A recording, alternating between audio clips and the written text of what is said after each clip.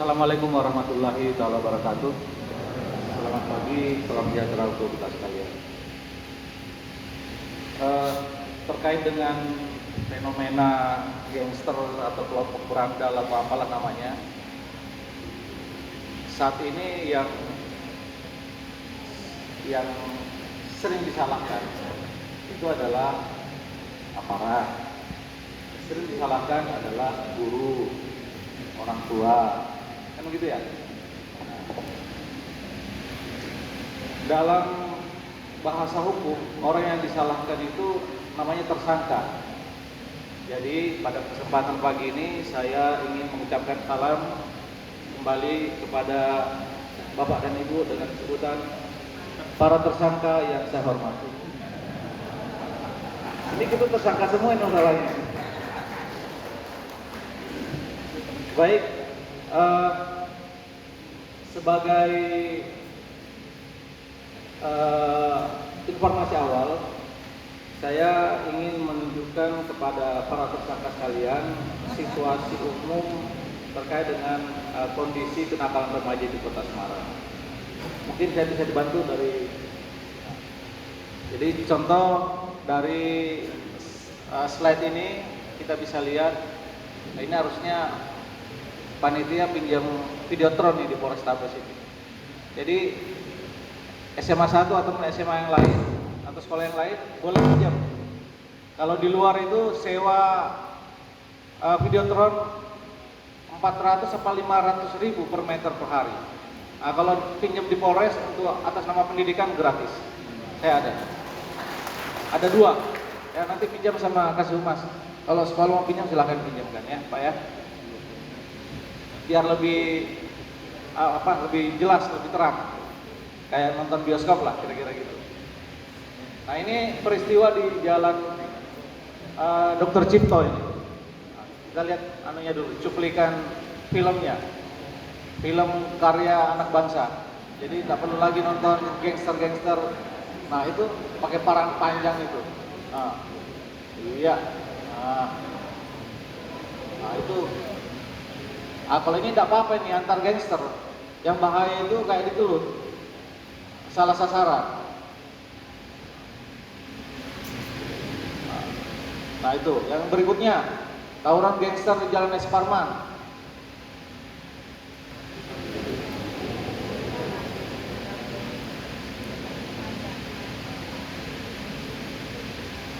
Yang berikutnya, konvoi gabungan gangster dalam rangka buka puasa bersama ini. Nah, begitu ditangkap, tanya, rupanya nggak ada yang puasa. Nah, ini nutup jalan. Ini nggak ada suaranya, Mas. Ya, berikutnya. Slide berikutnya. Nah, ini balap liar di Kalibanteng dan beberapa titik di Kota Semarang, Jalan Cipto, MT Haryono dan seterusnya. Di Jalan Raya Pedulungan. Kemudian pesta miras.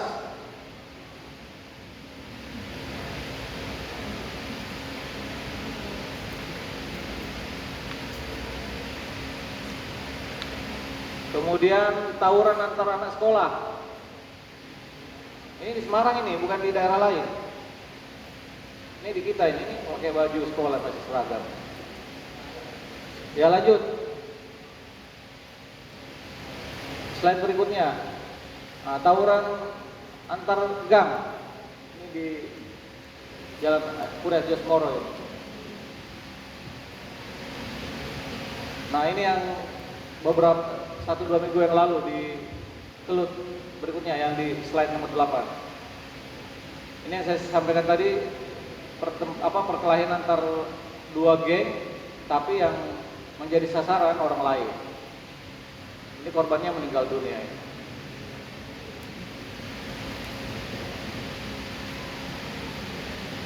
Ini turun, baca aja ini. Nah, ini dua korbannya, yang depan yang belakang jadi korban. Ya, berikutnya ini pelajar yang mengikuti demo anarkis di depan Balai Kota Semarang. Nah, ini tiba-tiba ratusan anak-anak STM nih khususnya. Nah, Iya betul ini. Anak STM. SMK, maaf. Saya produk lama. Dulu namanya STM. Nah, ini nih mereka masih pakai sekolah, masih bawa baju ransel buku. Dari peristiwa ini yang hadir ratusan. Itu yang ditangkap ada 23. 23 itu dari 13 STM.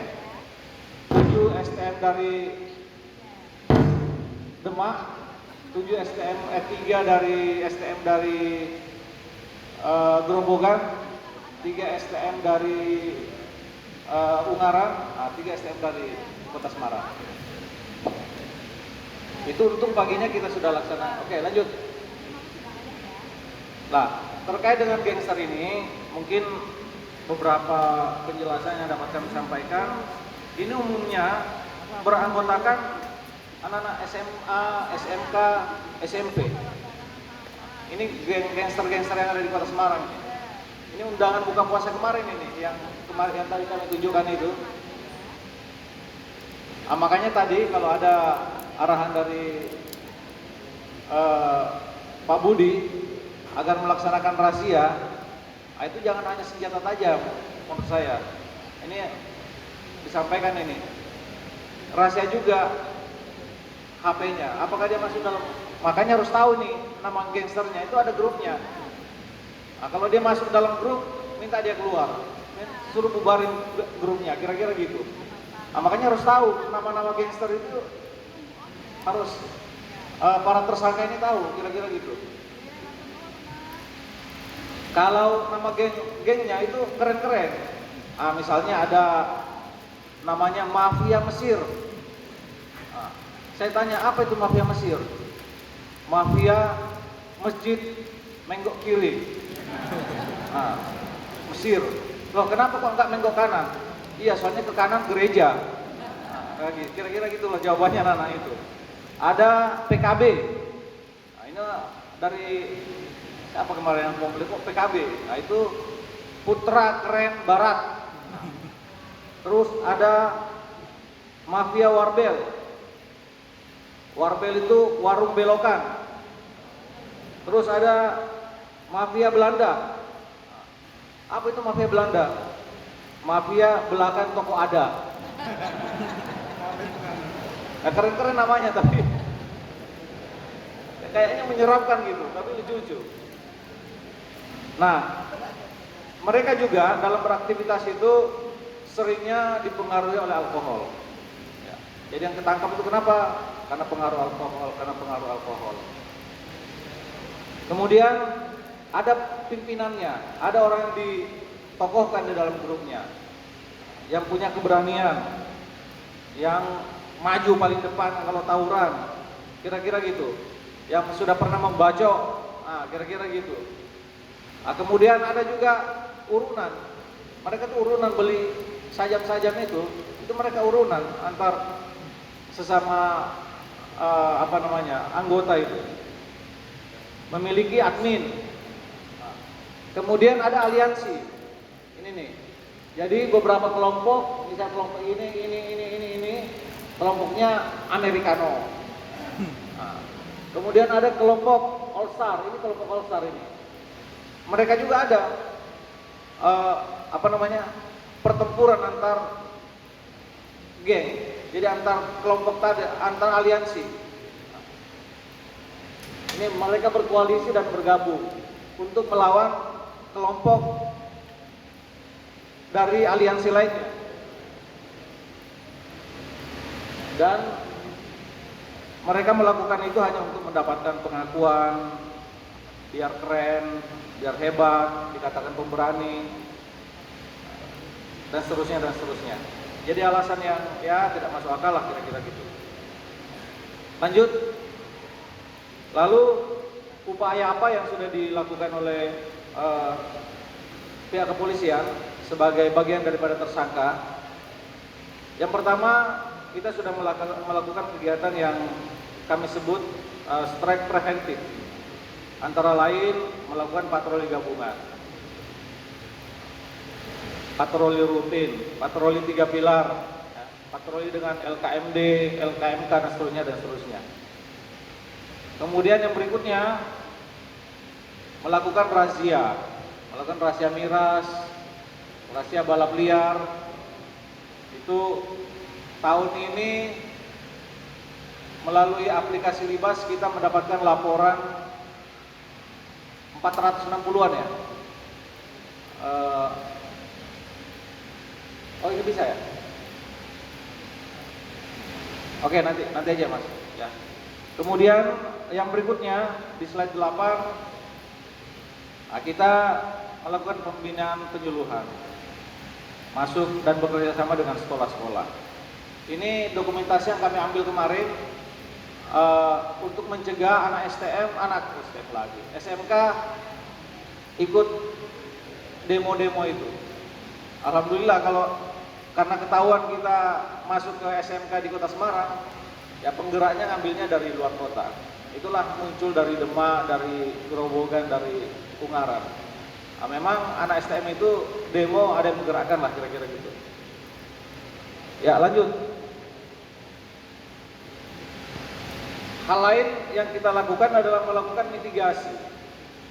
Mitigasi itu antara lain kami sudah ya seperti inilah kira-kira forum grup diskusi kemarin dipimpin oleh Bu Wali Kota, diikuti oleh semua ketua RT di Kota Semarang. Ini ada 10.414 apa 10.441 ketua RT diikutkan dalam FGD ini by Zoom tentunya. Kemudian diikuti oleh 1.518 ketua RW, diikuti oleh 177 lurah, Babin Kamtipmas, Babinsa, diikuti oleh 16 camat dan ramil dan Kapolsek. Nah, mudah-mudahan ini bisa memberikan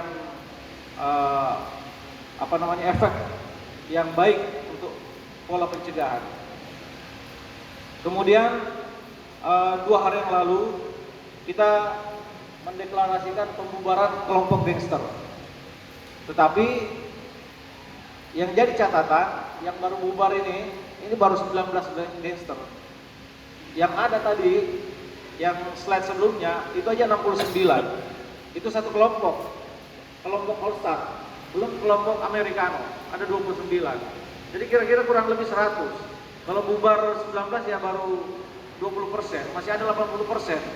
Nah itulah makanya kami menganggap pertemuan ini penting untuk bagaimana agar anak-anak kita jangan kemudian semakin larut dalam fenomena ini.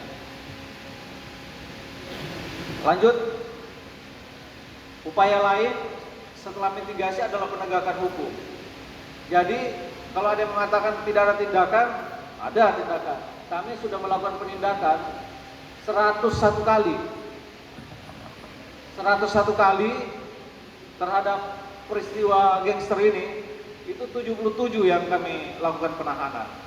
Ini anak-anak usia maksimal 21, 20 tahun, 17 tahun, 18 tahun, bahkan ada yang masih SMP. Ini yang terpaksa dilakukan penahanan karena ya tadi bukan lagi polanya terkait dengan kenakalan, tapi sudah kriminal, kira-kira gitu. Ada juga 57 kasus, itu 173 yang kami kembalikan kepada orang tuanya untuk dilakukan pembinaan. Nah, jadi ada 250 ya, 250. Kalau 250 ya kira-kira di sejumlah ruangan inilah kira-kira. Itu yang baru tertangkap, yang tidak tertangkap jauh lebih banyak. Kira-kira gitu. Nah, di mana saja lokasi rawan tawuran? Umumnya di Semarang Bawah, Semarang Utara, Semarang Barat. Ya bersyukurlah yang ada di atas ini, yang Semarang atas.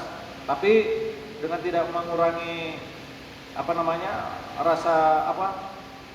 pola pencegahan, ya seharusnya semua melakukan hal yang sama. Lanjut.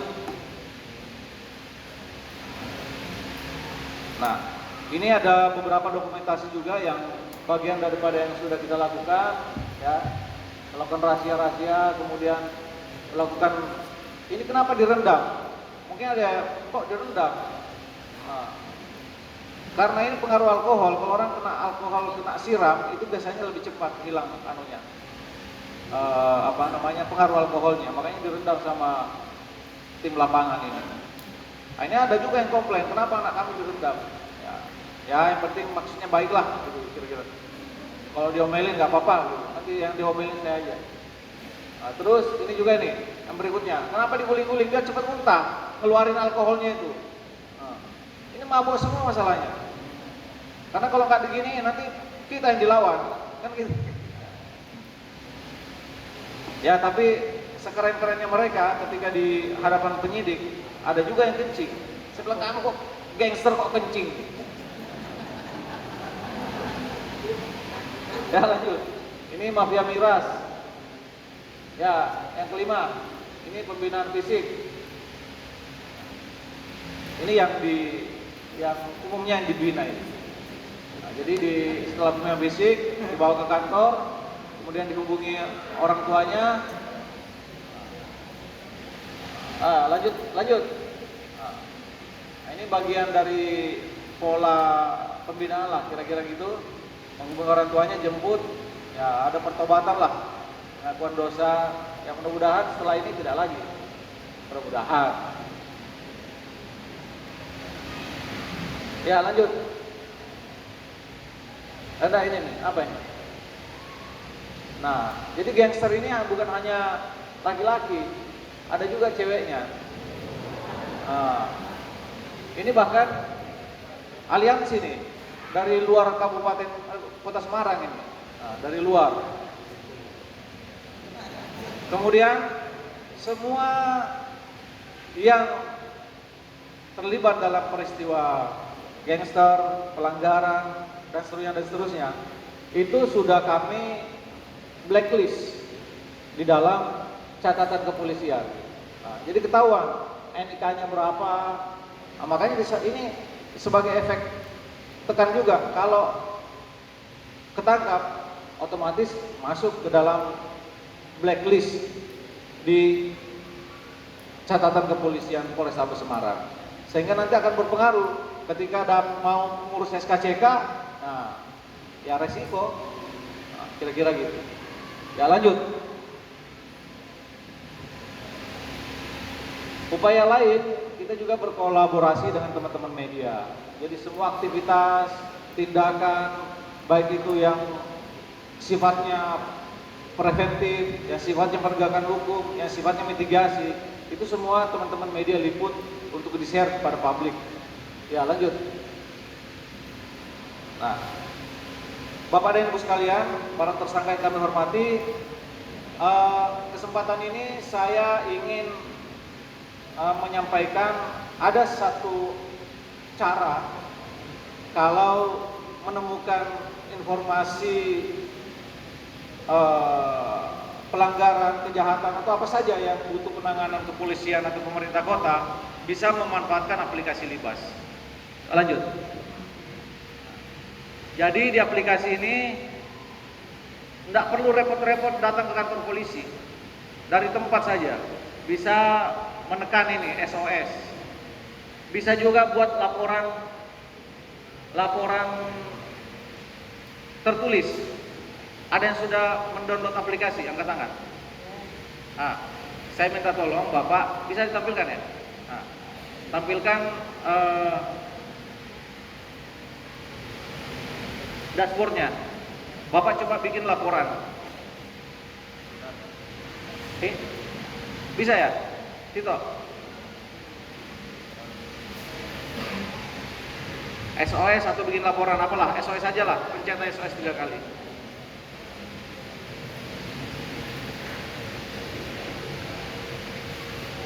Ini sebaran polisi saat ini nih.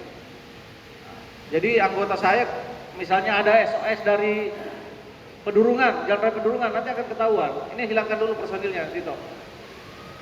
Nah, ini ada SOS dari Pak Didi Teguh Prianto. Siapa? Oh itu. Jadi begitu cepat ketika memberitahu ada, ini tidak sampai hitungan menit. Pak Didi laporan baru. Nah, anggap aja melaporkan ada indikasi tawuran. Nah, yang pelapornya Pak Didi. Di mana titik pelapornya di sini? Mungkin dia laporkan di sekitar ini. Jadi bisa, sekali lagi, ini cara cepat untuk melaporkan kepada kami manakala menemukan hal yang perlu diantisipasi, ditangani oleh kepolisian. Ya, balik ke paparan yang awal. Nah, jadi bisa membuat laporan tertulis seperti yang disampaikan oleh Pak Didi tadi, bisa melalui SOS, bisa melalui kentongan digital kota. Jadi kalau melalui kentongan digital kota ini kan pengembangan ini. Ini kurang lebih sama dengan buat laporan. Cuma bedanya kalau Pak Didi tadi melaporkan melalui kentongan digital kota, maka notifikasinya juga terkirim ke warga RT yang sudah mendownload. Jadi kalau warga RT itu ada 30, 40, 50 yang sudah mendownload aplikasi Libas, ketika ada yang menginformasikan seperti Pak Didi tadi menggunakan kentongan digital kota, notifikasinya akan masuk ke warga RT. Itu kelebihannya kalau kita menggunakan kentongan digital kota.